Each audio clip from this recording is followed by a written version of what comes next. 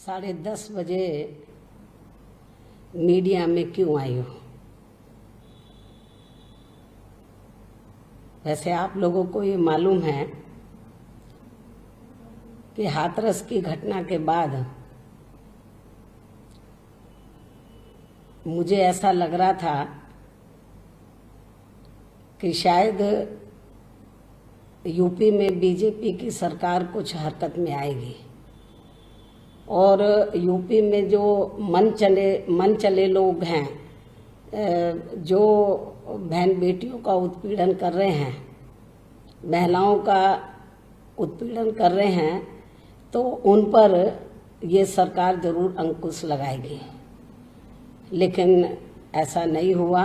बड़े दुख के साथ कहना पड़ता है कि जब मैं आज सुबह उठी और मैंने न्यूज़ वगैरह देखा तो मुझे मालूम हुआ कि हाथरस की तरह ही तो बलरामपुर जिले में भी एक दलित छात्रा के साथ लगभग ऐसी ही घटना घटी और उसकी मौत भी हो चुकी है, जो अति दुखद है, अति निंदनीय है। तो कहने का तात्पर्य ये है कि उत्तर प्रदेश में वर्तमान भाजपा सरकार में तो कानून का नहीं बल्कि गुंडों, बदमाशों, माफियाओं, बलात्कारियों एवं अन्य अराजक तत्वों का राज चल रहा है और यहाँ कानून व्यवस्था पूरी तरह से दम तोड़ चुकी है। खासकर इस सरकार में यहाँ की बहन बेटियां तो बिल्कुल भी सुरक्षित नहीं है। जैसा कि मैंने अभी आपको बताया कि मैं सोच रही थी कि हाथरस के बाद ये लोग हरकत में आएंगे, लेकिन नहीं आए। और बलरामपुर की घटना जब मैंने आज सुबह न्यूज़ में देखी तो मुझे झकझोर दिया। मुझे ऐसा लगा कि मुझे मीडिया में जाकर यदि यूपी सरकार नहीं जाग रही है तो मुझे केंद्र की सरकार को जगाना चाहिए। मुझे केंद्र की सरकार को जगाना चाहिए। और उत्तर प्रदेश में आप लोगों को ये मालूम है कि जब से ये सरकार बनी है तो ये सरकार कानून व्यवस्था के नाम पर अब तक पता नहीं कितने फरमान जारी कर दिए हैं। इस सरकार ने आए दिन लोगों के मकान खूब तोड़े हैं, एनकाउंटर भी खूब किए हैं। अब इसमें कितनी सच्चाई है ये तो आने वाला समय बताएगा। लोग तो ये कहते हैं कि जो कुछ भी इन्होंने अभी तक कार्रवाई की है लोगों के मकान तोड़ने में और एनकाउंटर में, तो इसमें ईमानदारी कम है बल्कि राजनीतिक स्वार्थ ज़्यादा है। मेरे ख्याल ये बहुत ही ये नीचे किस्म की ये हरकत है। यदि ऐसा है जो लोगों की आम चर्चा है, यदि इसमें सच्चाई है तो ये इससे कोई यूपी की सरकार को हम अच्छी सरकार नहीं कह सकते हैं।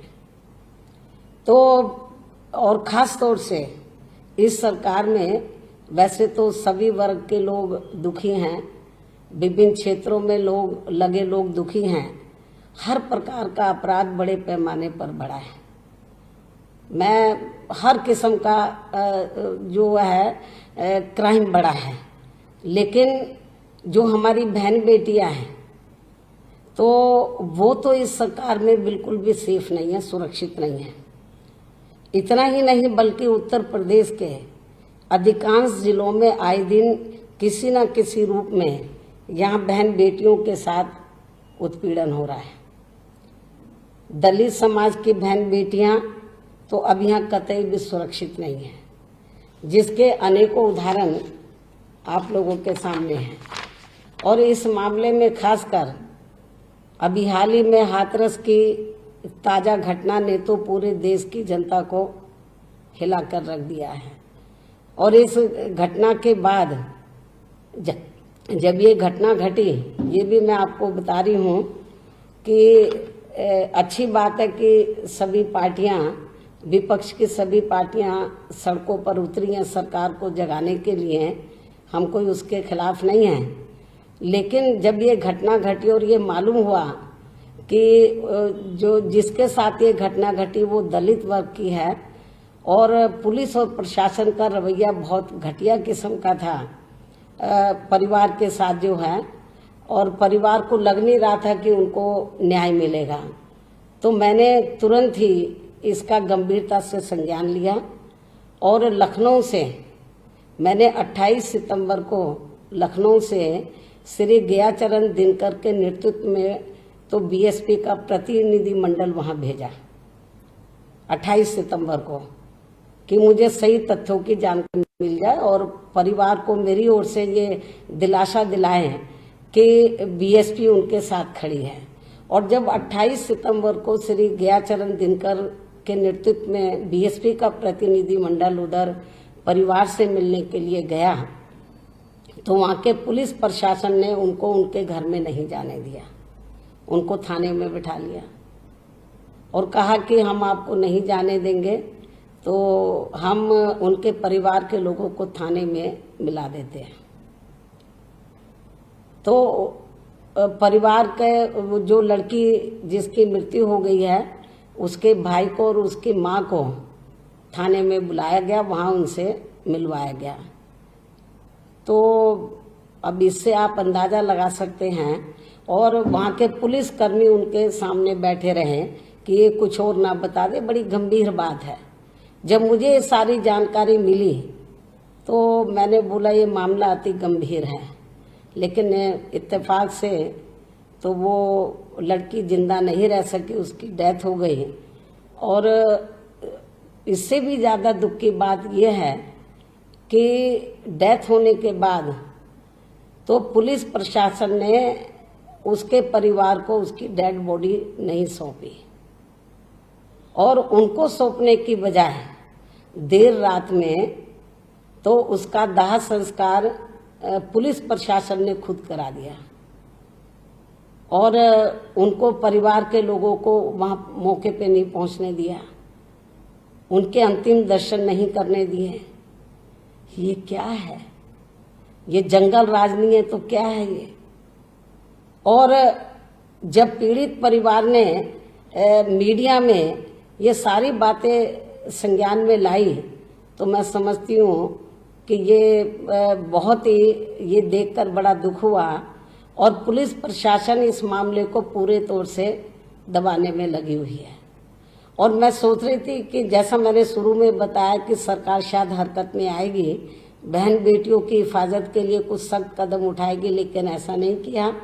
कुछ ही घंटों में तो बलरामपुर में एक दलित छात्रा की जिस तरीके से उसके साथ गैंग रेप किया, फिर उसकी हत्या की गई, ये दोनों घटनाएं ऐसी लग रही हैं हाथरस और बलरामपुर की, वो निर्भय कांड की याद दिलाती है। बहुत बुरा हुआ है। और इतना ही नहीं, पिछले कुछ घंटों में आजमगढ़ में, फतेहपुर में, झांसी में, बागपत में, बुलंदशहर में बहुत ऐसी घटनाएं घटी हैं कुछ महिला उत्पीड़न की। और कोई दिन ऐसा नहीं जा रहा जिस दिन उत्तर प्रदेश में 75 जिले हैं कि जिस भी जिले में महिला उत्पीड़न की घटना ना घटती हो। बहुत बुरा हाल हो रहा है। और मैं समझती हूँ कि ऐसी स्थिति में तो जब यूपी सरकार, मतलब हमारी माताएं बहनें तो जो हुकूमत कर रहे हैं, खासतौर से आदित्यनाथ योगी को मैं बताना चाहती हूँ कि आपने एक महिला के पेट से जन्म लिया है। आपको दूसरों की बहन बेटी को अपनी बहन बेटी समझना चाहिए, और यदि आप उनकी हिफाजत नहीं कर सकते तो बेहतर यही है कि उनको पीछे हट जाना चाहिए, खुद ही इस्तीफा दे देना चाहिए तो ज़्यादा बेहतर होगा। नहीं चला सकते हैं सरकार। और यूपी गवर्नमेंट जाग नहीं रही है, अभी भी नहीं जाग रही है। और केवल इस किस्म की ये हाथरस की घटना और घटना घटने से, उनकी आर्थिक मदद करने से या उनको प्लॉट देने से, नौकरी देने से तो इनके ऊपर जुल्म जाति नहीं रुकेगी। इनको सख्त कदम उठाने होंगे, जो ये सरकार बुरी तरीके से फेल हो गई है।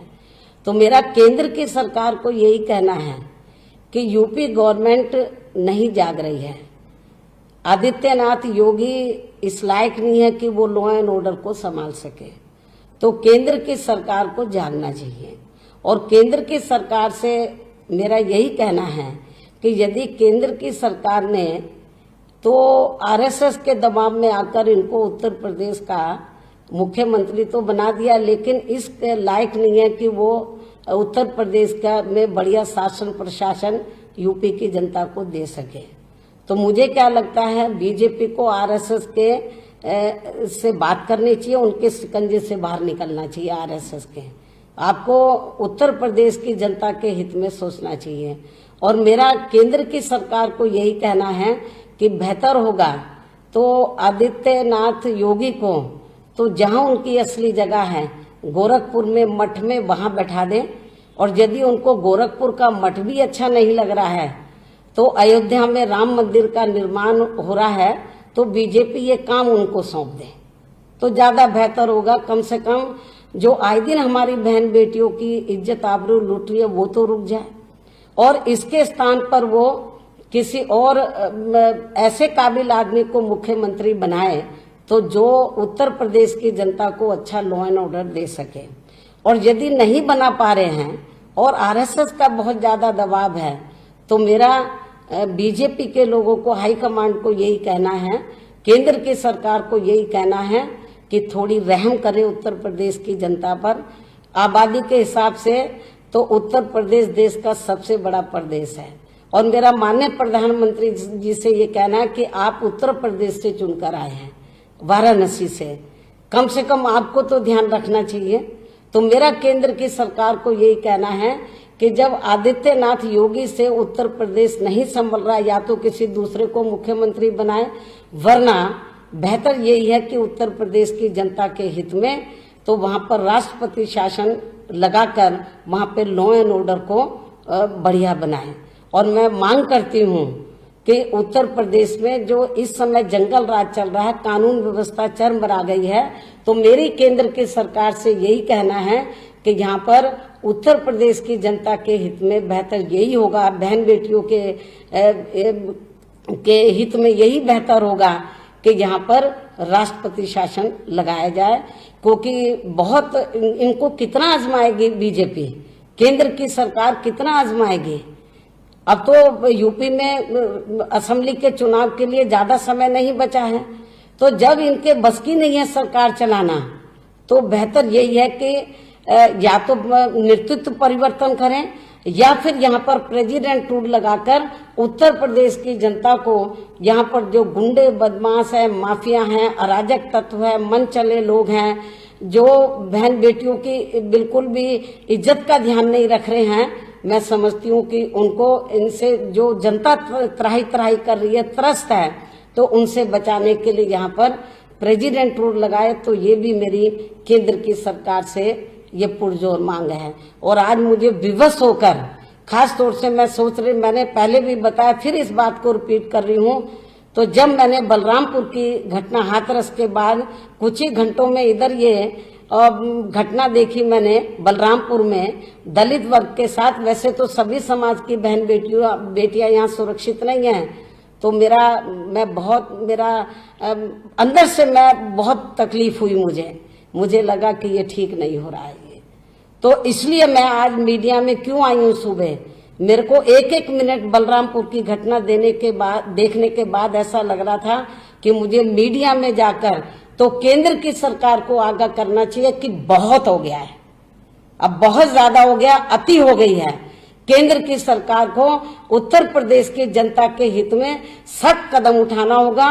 और सख्त कदम यही है कि इनको यहाँ पर बेहतर यही है कि प्रेसिडेंट रूल लगाए, नहीं तो बहुत बुरा हो जाएगा, जनता बिल्कुल माफ नहीं करेगी और इसका जो बुरा असर है पूरे देश पर पड़ेगा। और मुझे पूरी उम्मीद है कि केंद्र की सरकार तो मेरी जो खास तौर से लॉ एंड ऑर्डर को लेकर और बहन बेटियों को लेकर जो मेरे दिल की भावना है, उनकी कदर करते हुए तो मेरे ख्याल ये कदम केंद्र की सरकार को जरूर उठाना चाहिए।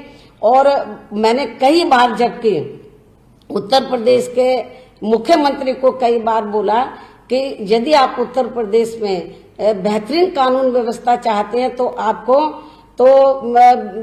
जो है बिना हिचकिचाहट के, तो यूपी में जो बीएसपी की 4 बार सरकार रही है, बीएसपी के नेतृत्व में, मैंने किस तरीके से गुंडों, बदमाशों और माफियाओं को, तो उनको मैंने उनके खिलाफ सख्त कार्रवाई की, राजनीतिक द्वेष की भावना से नहीं, और बहन बेटियों की इज्जत की मैंने हिफाजत की। और इस मामले में मैंने दलगत राजनीति से ऊपर उठकर, यदि मुझे लगा कि हमारी पार्टी के आदमी ने भी गलत काम किया तो उसको भी मैंने जेल की सलाखों के पीछे भेजा है। तो इसलिए मेरा यही कहना है, मैंने शुरू में ही कहा था कि इसमें कोई आपको हिचकिचाहट नहीं करना चाहिए। यदि आपको मेरी सरकार ने जो सख्त कदम उठाए थे उसकी नकल कर लेते, 50% भी कर लेते, तो मेरे ख्याल लॉ एंड ऑर्डर सुधर जाता, लेकिन ऐसा नहीं किया और बहुत बुरा हुआ है। आए दिन फरमान जारी होते रहते हैं, नए नए कानून बनते रहते हैं लॉ एंड ऑर्डर को लेकर, लेकिन कुछ नहीं हो रहा है जमीन के ऊपर। तो मेरा यही कहना है कि अब अति हो चुकी है। अब मुझे पूरा भरोसा हो गया है, 99 नहीं 100% पूरा भरोसा हो गया है कि वर्तमान में उत्तर प्रदेश के जो मुख्यमंत्री है तो ये यूपी की सरकार को चलाने में सक्षम नहीं है। तो बेहतर यही है कि आप या तो नेतृत्व परिवर्तन करें, और यदि आप नहीं कर पा रहे हैं तो यहाँ पर प्रेसिडेंट रूल लगाए, कम से कम उत्तर प्रदेश की जनता के ऊपर रहम करें। यही मेरी अपील है। धन्यवाद।